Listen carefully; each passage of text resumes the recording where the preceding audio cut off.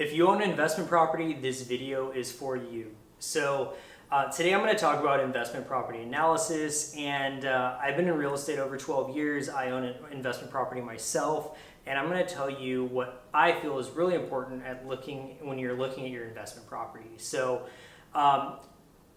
every year, I think it's really important to know where your property stands, where your property's current value is, how much equity you have, where your rents are compared to the market, and just have an overall understanding of how your rental investments are performing.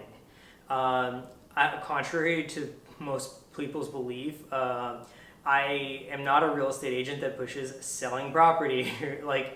A lot of times, investment properties are great long-term holds. You're not only making money from rent, but you're also participating in any potential appreciation that the market has. And in the last few years, that's been a substantial amount of appreciation. And so what I am an advocate for, though, is really analyzing what your investment properties are doing. So whether you own one property or 20 properties, you should really have a good idea of what your property is doing each year, how it compares to the rest of the market, and any areas that you might have some potential upside.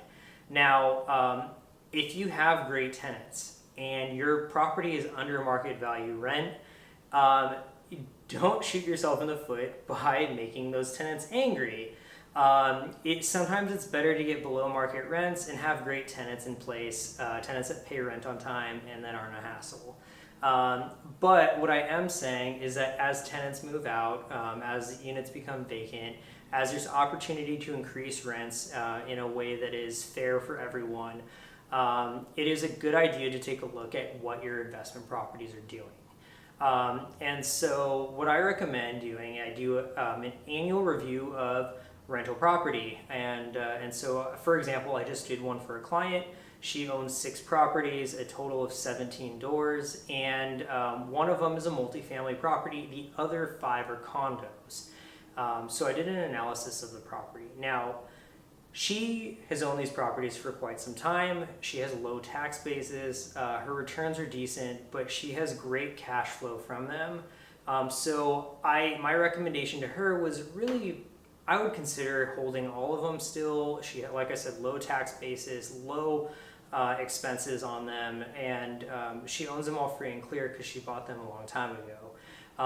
But one thing that I did notice is that her 12-unit apartment building is drastically underperforming the market rents. The average rental rate for the building is only $1,333, and it's in Pacific Beach.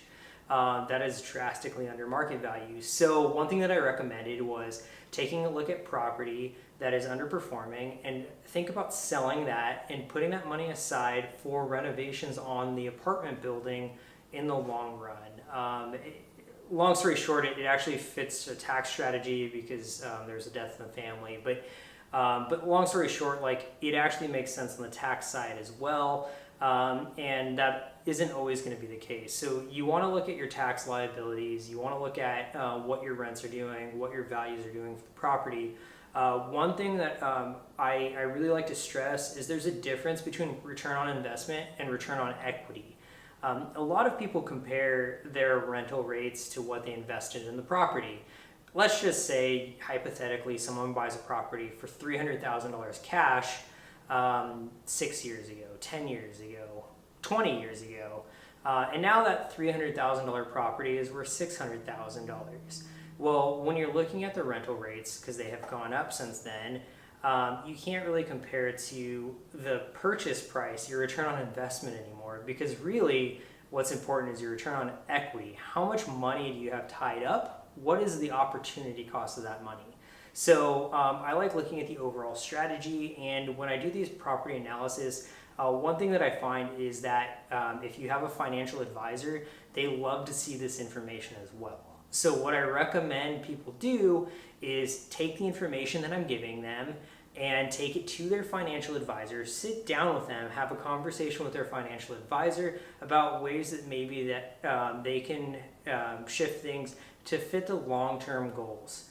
The financial advisor will be able to go over that with them as well on their retirement accounts and everything, and see what makes sense long term. So when you're looking at investment property, it's really important. There's a lot of different factors, and you really need to think about how to maximize your investments and really have a good long-term plan for real estate, because real estate's not for 1, 2, 3 years down the road.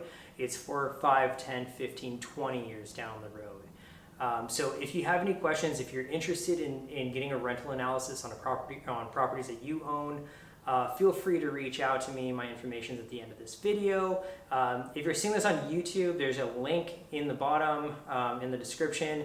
It'll take you to an article that I wrote about it, and then in there you can request a property estimate or property portfolio estimate, and I'll reach out to you personally, get all the information, because it's not as easy as just answering 2 questions, but it's well worth it. If you have any questions, again, reach out. Ryan Ponce with Compass.